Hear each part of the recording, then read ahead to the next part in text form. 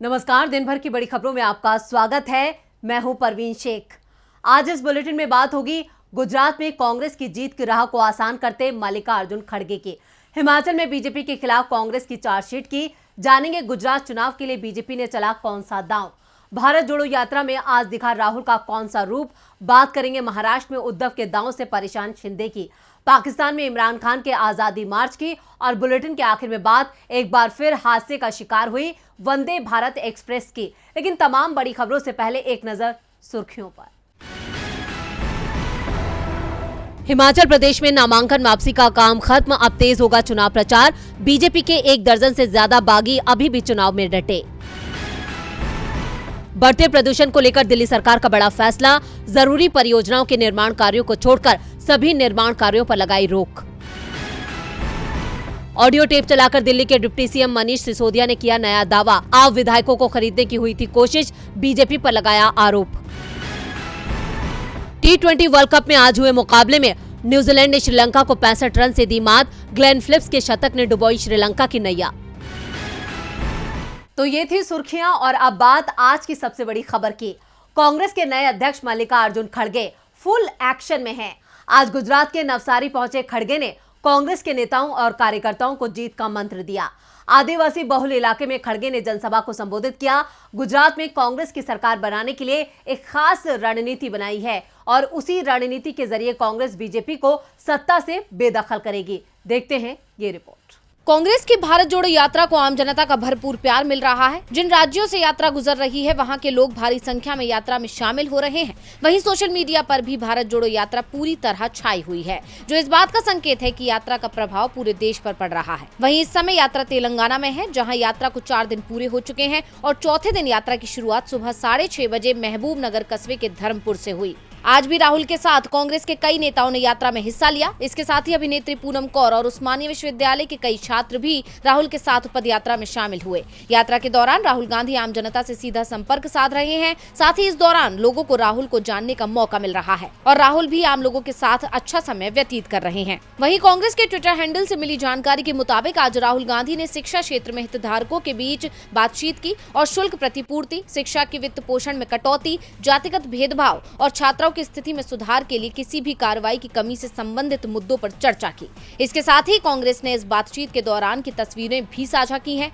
इसके अलावा राहुल गांधी ने अपने ट्विटर हैंडल पर आदिवासियों के लिए एक प्यारा संदेश भी लिखा था। उन्होंने लिखा था, हमारे आदिवासी हमारी कालातीत संस्कृतियों और विविधता के भंडार हैं। कोमू कोया आदिवासी नर्तकियों के साथ मैचिंग स्टेप्स का आनंद लिया। उनकी कला उनके मूल्यों को व्यक्त करती है, जिनसे हमें सीखना और संरक्षित करना चाहिए। बता दें कि कांग्रेस की भारत जोड़ो यात्रा तेलंगाना के 9 लोकसभा और 19 विधानसभा क्षेत्रों से गुजरते हुए कुल 375 किलोमीटर की दूरी तय करेगी, जिसके बाद 7 नवंबर को महाराष्ट्र में प्रवेश करेगी, जिसके लिए महाराष्ट्र में जोर शोर से तैयारियां शुरू हो गई हैं। इसके अलावा महाराष्ट्र पहुंचने से पहले 4 नवंबर को यात्रा 1 दिन का आराम करेगी। गुजरात के लिए कांग्रेस की इस रणनीति से बीजेपी में खलबली मच गई है। कांग्रेस गुजरात के साथ साथ हिमाचल में भी अपनी पकड़ मजबूत करने में जुटी है। आज कांग्रेस ने बीजेपी पर बड़ा हमला बोला है। कांग्रेस नेताओं ने बीजेपी के खिलाफ हल्ला बोल करते हुए संगीन आरोपों की एक चार्जशीट जारी की, जिसे नाम दिया है लूट की छूट। हिमाचल प्रदेश में 12 नवंबर को मतदान है। चुनाव के नतीजे 8 दिसंबर को जारी होंगे। राज्य में मुख्य मुकाबला सत्ता पर काबिज बीजेपी और कांग्रेस के बीच है। राज्य में हर 5 साल में सत्ता बदलने का रिवाज है, लेकिन बीजेपी एक बार फिर सत्ता में वापसी का सपना पाले बैठी है, जबकि जनता ने सरकार बदलने का मन बना लिया है। कांग्रेस की माने तो इस बार राज्य में कांग्रेस की सरकार बन रही है। हिमाचल प्रदेश की बीजेपी सरकार के खिलाफ आज कांग्रेस ने अपनी चार्जशीट लूट की छूट जारी की। मुख्यमंत्री जयराम ठाकुर सहित अधिकतर मंत्रियों, विधायकों, बोर्डों और निगमों के अध्यक्षों, उपाध्यक्षों के खिलाफ चार्जशीट में संगीन आरोप लगाए गए हैं। प्रदेश कांग्रेस मुख्यालय राजीव भवन शिमला में आज कांग्रेस की चुनाव प्रचार कमेटी के अध्यक्ष सुखविंदर सिंह सुक्खू, नेता विपक्ष मुकेश अग्निहोत्री, अखिल भारतीय कांग्रेस कमेटी के प्रवक्ता पवन खेड़ा और प्रदेश मीडिया प्रभारी अलका लांबा ने चार्जशीट जारी की। प्रदेश सरकार के मंत्री महेंद्र सिंह, राकेश पठानिया, विक्रम सिंह, सरवीण चौधरी, सुखराम चौधरी और गोविंद ठाकुर चार्जशीट में मुख्य निशाने पर रखे गए। कांग्रेस नेताओं ने बताया कि चार्जशीट में जल शक्ति, वन, उद्योग, ऊर्जा, गृह, स्वास्थ्य, खेल और युवा सेवाएं, पर्यटन, परिवहन, सामाजिक न्याय, शिक्षा और विधानसभा सचिवालय में हुआ भ्रष्टाचार उजागर किया गया है। कोरोना संकट के दौरान हुए पीपीई किट और सैनिटाइजर घोटाला, पुलिस भर्ती का पेपर लीक मामला, नकली शराब से हुई मौतों का मामला और फर्जी डिग्री मामला भी चार्जशीट में उठाया जा रहा है। प्रदेश के विभिन्न निगमों, बोर्डों, विश्वविद्यालयों और आयोगों में हुई भर्तियों को भी चार्जशीट में शामिल किया गया है। मुकेश अग्निहोत्री ने आरोप लगाया कि जयराम ठाकुर नौकरियां बेचने वाले मुख्यमंत्री के तौर पर जाने जाएंगे। पुलिस भर्ती पेपर लीक मामले में प्रदेश के करीब 14 लाख युवाओं के साथ धोखा किया गया है। भर्तियों में धांधली के मामले में कमीशन ऑफ इंक्वायरी का गठन किया जाएगा। जयराम सरकार के सभी फैसलों की कांग्रेस इस बार राज्य में बेरोजगारी, महंगाई और भ्रष्टाचार के मुद्दों पर चुनाव लड़ रही है। राज्य में फिलहाल बीजेपी की स्थिति काफी खराब है।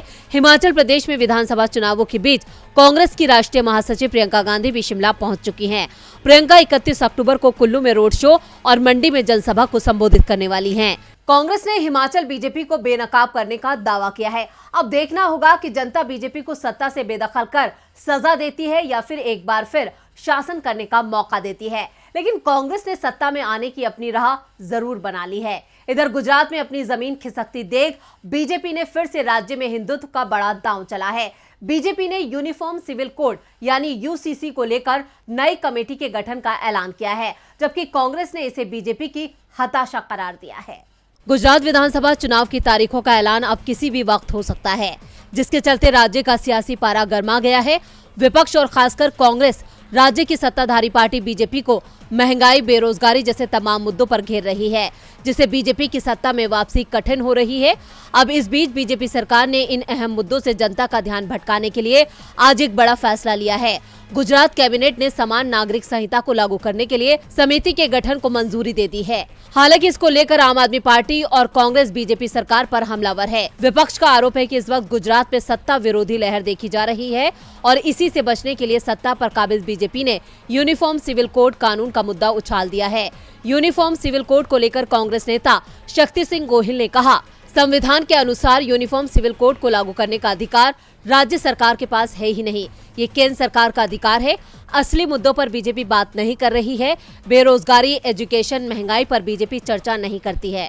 वहीं इस मुद्दे को लेकर आम आदमी पार्टी ने कहा कि चुनाव से पहले बीजेपी कुछ भी कर ले, इसका कोई फर्क नहीं पड़ने वाला है। गुजरात की जनता ने इस बार बदलाव लाने की ठान ली है। आपको बता दें कि डबल इंजन की सरकार वाले राज्यों में इसकी पहल की जा रही है। इससे पहले उत्तराखंड सरकार भी इसको लेकर विचार कर चुकी है। वहीं यूनिफॉर्म सिविल कोड की बात की जाए तो उसका मतलब है अलग अलग धर्म ग्रंथों और रीति रिवाजों पर आधारित पर्सनल लॉ की जगह देश में सभी नागरिकों पर एक कानून लागू होने वाला एक समान नागरिक संहिता कानून। अब बीजेपी ने अपना दांव तो चल दिया है, लेकिन इसका उसे फायदा होगा या नहीं, ये चुनाव के नतीजे तय करेंगे। गुजरात में यूनिफॉर्म सिविल कोड का ऐलान करके बीजेपी ने मुश्किल में फंसी बाजी जीतने की जुगत लगाई है, लेकिन फैसला जनता को करना है। क्या वो बीजेपी की इस चाल को नाकाम करती है या फिर उनके झांसे में आती है? वैसे राहुल गांधी भी अपनी भारत जोड़ो यात्रा से जनता को बार बार आगाह कर रहे हैं कि अब बीजेपी से सावधान हो जाओ। बीजेपी देश को बांटने का काम कर रही है, वो सिर्फ सत्ता के लिए नए नए मुद्दों को उछालती है। वैसे तेलंगाना में आज यात्रा का चौथा दिन था। राहुल की यात्रा अब तक 52 दिनों का सफर तय कर चुकी है। देखते हैं ये खास रिपोर्ट। पीएम मोदी गुजरात में बीजेपी कार्यकर्ताओं से सचेत कर रहे थे कि कांग्रेस खामोशी से चुनाव प्रचार कर रही है, शोर नहीं मचा रही है। ये सच भी था। कांग्रेस चुनावों से पहले जमीन पर काम कर रही थी और जैसे ही चुनाव करीब आए, पार्टी ने अपने दिग्गज नेताओं की फौज मैदान में उतार दी। आज पार्टी के राष्ट्रीय अध्यक्ष नवसारी पहुंचे। उन्होंने आदिवासियों की जनसभा को संबोधित किया। इस जनसभा से पहले एक वीडियो कांग्रेस ने अपने फेसबुक अकाउंट पर पोस्ट किया है।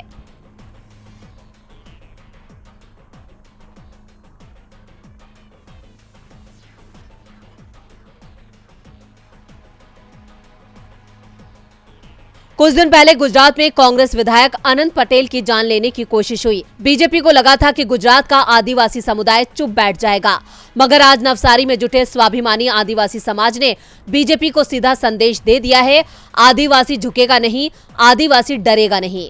खड़गे ने भी बीजेपी पर जमकर निशाना साधा, तो दूसरी ओर सूरत में बीजेपी के गढ़ पर राजस्थान के सीएम अशोक गहलोत ने निशाना साधा।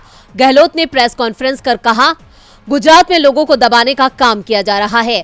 पीएम की रैली में काले झंडे दिखाने वालों पर पासा लगा दिया जाता है। गुजरात में विरोध करना भी अपराध है। महंगाई और बेरोजगारी नई ऊंचाई पर, लेकिन उनके खिलाफ लिखने वालों को अपराधी माना जाता है, उन्हें जेल में डाल दिया जाता है। बीजेपी संविधान को नष्ट कर रही है, देश का लोकतंत्र मुश्किल में है। गहलोत ने कहा कि बीजेपी पैसे के दम पर मीडिया को नियंत्रित कर रही है। चुनावी चंदे का 95% बीजेपी को मिलता है। दान देने वाला डर कर किसी दूसरे को दान नहीं देता है। बीजेपी ने एक मॉडल पेश किया है जिसमें चंदे के पैसे का इस्तेमाल राज्य सरकारों को गिराने के लिए किया जा रहा है, जैसे उन्होंने महाराष्ट्र और कर्नाटक में किया। और अगर चंदा दूसरी पार्टी को मिले तो दान देने वाले के दरवाजे पर ईडी और आईटी के लोग पहुंच जाते हैं। आदिवासियों के साथ झूमते नाचते राहुल की इन तस्वीरों ने सभी का दिल जीत लिया है। दिल तो महाराष्ट्र के पूर्व मुख्यमंत्री उद्धव ठाकरे भी जीत रहे हैं। बीएमसी चुनाव से पहले राज्य के मराठी और गैर मराठी मुस्लिम समाज ने उद्धव का साथ देने का ऐलान किया है। राज्य में उद्धव के समर्थन में बन रहे नए चुनावी समीकरणों ने शिंदे बीजेपी गठबंधन को परेशान कर दिया है। देखते हैं ये रिपोर्ट। भारतीय जनता पार्टी ने महाराष्ट्र की सत्ता पर काबिज होने के लिए एकनाथ शिंदे का सहारा लिया और महाविकास अघाड़ी को सत्ता से बाहर कर दिया। और सत्ता हथियाने के बाद से बीजेपी और शिंदे गुट उद्धव की शिवसेना को कमजोर करने में लग गए हैं। लेकिन लाख कोशिशों के बावजूद उद्धव गुट मजबूत हो रहा है और ये शिंदे गुट के लिए करारे झटके के तौर पर देखा जा रहा है। दरअसल महाराष्ट्र के मराठी भाषी और गैर मराठी भाषी मुस्लिमों ने उद्धव ठाकरे की शिवसेना को अपना समर्थन देने का ऐलान कर दिया है।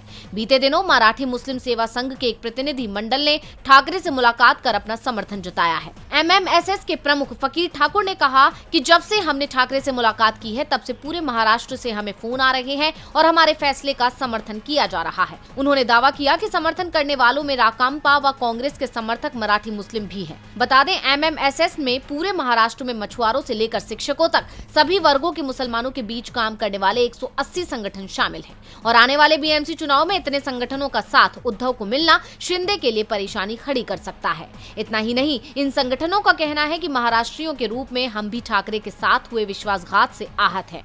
हमें मिलकर इन देशद्रोहियों को सबक सिखाना चाहिए। हमेशा हिंदुत्व के मुद्दे के साथ रहने वाली शिवसेना को मुस्लिम संगठनों का साथ मिलना अपने आप में उद्धव के लिए बहुत बड़ी उपलब्धि मानी जा रही है और इससे उद्धव की ताकत में पहले से ज्यादा इजाफा हो गया है, जो आगामी बीएमसी चुनाव में शिंदे को भारी पड़ सकता है। इतना ही नहीं, ये इस बात का संकेत है कि महाराष्ट्र में शिंदे विरोधी लहर चल रही है।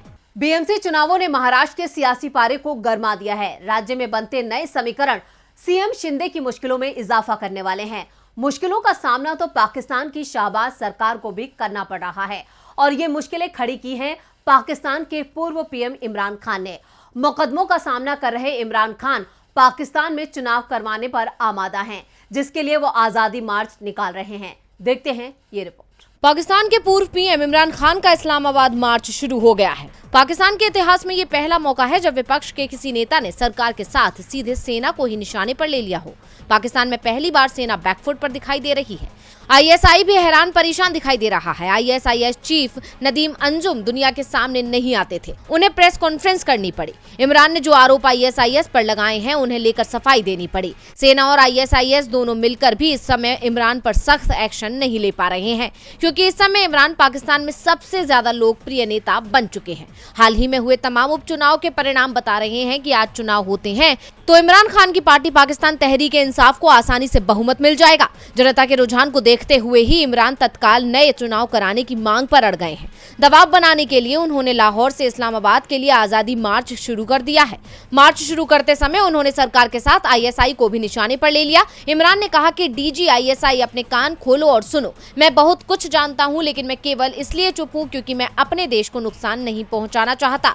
मैं बेहतरी के लिए रचनात्मक आलोचना करता हूं, नहीं तो मैं बहुत कुछ कह सकता था। इस बीच इमरान के मार्च को रोकने की तैयारियां भी शुरू हो गई हैं। लाहौर से इस्लामाबाद के बीच के रास्तों में कंटेनर लगा दिए गए हैं, सड़क को ब्लॉक कर दिया गया है। इमरान के आजादी मार्च का टीवी चैनलों पर लाइव प्रसारण रोकने के आदेश जारी कर दिए गए हैं। सेना भी इमरान खान को लाल झंडी दिखा रही है। सेना प्रमुख जनरल बाजवा ने साफ कर दिया है कि चुनाव समय पर ही होंगे, लेकिन इमरान खान अपनी मांग पर अड़े हुए हैं। साथ ही 4 नवंबर को इस्लामाबाद रैली के आयोजन पर भी वो पीछे हटने को तैयार नहीं है, जबकि अभी तक उन्हें रैली की इजाजत नहीं मिली है।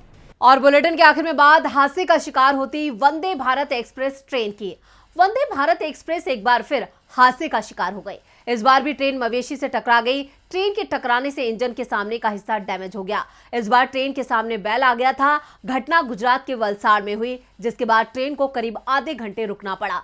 वंदे भारत एक्सप्रेस 1 महीने में 3 बार हादसे का शिकार हो चुकी है। देखते हैं ये रिपोर्ट। देश की सबसे तेज ट्रेन वंदे भारत एक्सप्रेस आज एक बार फिर हादसे का शिकार हो गई। ये हादसा गुजरात के अतुल रेलवे स्टेशन के पास हुआ, जब मुंबई से गांधीनगर जा रही ट्रेन के सामने बैल आ गया। टक्कर से ट्रेन का आगे का हिस्सा टूट गया। हालांकि कुछ देर रुकने के बाद ट्रेन फिर रवाना कर दी गई। अक्टूबर में वंदे भारत अब तक 3 बार मवेशियों से टकरा चुकी है। ये हादसा आज सुबह 8:17 पर हुआ, जब वंदे भारत एक्सप्रेस वलसाड़ के अतुल रेलवे स्टेशन से गुजर रही थी। तभी उसके सामने एक बैल आ गया। उसके टकराने से ट्रेन का सामने का हिस्सा टूट गया। घटना के बाद ट्रेन करीब 26 मिनट तक स्टेशन पर खड़ी रही, जिसके बाद उसे रवाना किया गया। कुछ ही हफ्तों में वंदे भारत एक्सप्रेस 3वीं बार दुर्घटना का शिकार हुई है। बैल के टकराने से हाई स्पीड ट्रेन का अगला हिस्सा टूट गया। अधिकारियों के अनुसार ट्रेन आज मुंबई मध्य से गुजरात के गांधीनगर जा रही थी। घटना का वीडियो भी सामने आया है, जिसमें ट्रेन का अगला हिस्सा बुरी तरह क्षतिग्रस्त नजर आ रहा है। 22 दिन पहले 7 अक्टूबर को मुंबई सेंट्रल गांधीनगर वंदे भारत एक्सप्रेस मवेशी से टकराई थी। 6 अक्टूबर को भी Vande Bharat express train Ahmedabad railway station के पास भैंसों के झुंड से टकराई थी। इस हादसे में 4 भैंसों की भी जान चली गई थी, जिसमें वंदे भारत एक्सप्रेस ट्रेन का फ्रंट का हिस्सा टूट गया था। उस वक्त रेलवे सुरक्षा बल ने भैंसों के मालिक पर FIR दर्ज की थी। 8 अक्टूबर को दिल्ली से वाराणसी जा रही वंदे भारत एक्सप्रेस में अचानक खराबी आ गई थी। टेक्निकल फॉल्ट आने के बाद ट्रेन के पहिए जाम हो गए थे। तब ट्रेन करीब 5 घंटे खुर्जा स्टेशन पर रुकी रही। वंदे भारत एक्सप्रेस देश की सबसे तेज चलने वाली ट्रेन है, जिसको लेकर मोदी सरकार ने खूब सुर्खियां बटोरी थी, और अब हादसे को लेकर सरकार व्यवस्था पर सवाल खड़े हो रहे हैं। तो आज इस बुलेटिन में बस इतना ही। देखते रहिए DV लाइव। नमस्कार।